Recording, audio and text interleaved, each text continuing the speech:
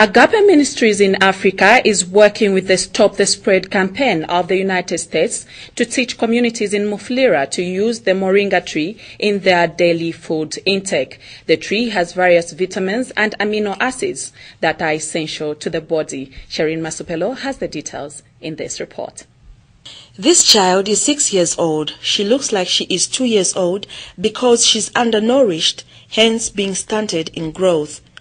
Wupe is just an example of the many malnourished orphan children living in Murundi compound in Mufulira. Agape Ministries in Africa have seen the needs to improve the diet of such vulnerable children and communities at large. They are working closely with young people from the Stop the Spread project of the United States of America. The group is planting the moringa tree, which has various medicinal properties to help in bodybuilding. These children of Murundi will have an improved diet after 6 months when the trees are ready to be harvested. The leaves will be crushed and added to their food. Jim Van Zwieten shares why the moringa tree is referred to as the miracle tree. It's got a lot of antioxidants. It's got a lot of anti-cancer agents. It helps lactating mothers to produce more milk. If pregnant women use it, the babies are of more weight and more healthy. It boosts the immune system which helps you fight against all the diseases.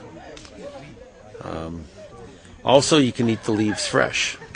You can just take the leaves off, just like that. Very nutritious. I'd put it in a salad, though it tastes a little bit better like that. When the moringa tree gets to be about 2 meters tall, it's time to harvest the top. You cut it off, and you get about 5 or 6 of these branches. You tie them together, and you dry them just like you would tobacco. And from that's what you get your moringa leaf powder that you saw on TV the other day. And that's what you add to your relish when you're having nshima or spaghetti sauce or a lot of other things. Carol Moon, a member of the Moringa project, now takes us through the steps of planting the moringa tree.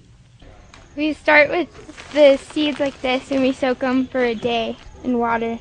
And then you take a pod that we brought from America and you soak it with water until it expands to this size, and you put the seed in and cover it back up and then add more water, and you just wait until there's a sprout about 6 inches, and then you can start planting them in the ground. The hole has to be 1 foot by 1 foot minimum, and then you put it in and you put a stick next to it so that when the tree gets large enough you can tie it on to the stick. In the wheelbarrow, they're mixing a mixture of compost and chicken manure so that they can put it back in the hole and make kind of like a muddy mixture, so when I put the pod in, it'll sprout and have enough nutrition to grow.